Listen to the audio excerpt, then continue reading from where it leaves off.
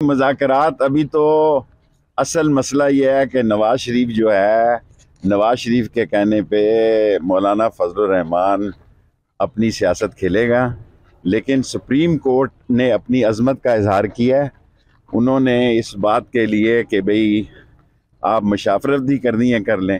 Supreme court election कराएगी, supreme court आइन और कानून का झंडा बुलंद रखेगी। इलेक्शन होंगे, इलेक्शन करवाने होंगे, कोई बाइकाट करे, कोई हिस्सा लेना। सर, इमरान खान साहब एक साथ इलेक्शन के लिए राजी हो सकते हैं? इमरान खान इलेक्शन के लिए राजी हो सकते हैं। कब तक एक साथ बैठ सकते हैं? देखें, 2 दिन बड़े अहम हैं। कल अगर ईद नहीं होती तो ये भी बहस होगी, और फिर 5 छुट्टियां हफ्ते के बाद। या ये वजीरे कानून और वजीर दाखिला और शहबाज या ये नाहल होंगे या मुल्क इलेक्शन की तरफ जाए। मैं समझता हूँ सुप्रीम कोर्ट ने बहुत तदब्बर, दूर अंदेशी और मामला फहमी का सबूत दिया है। सारा कौम सुप्रीम कोर्ट के पीछे है।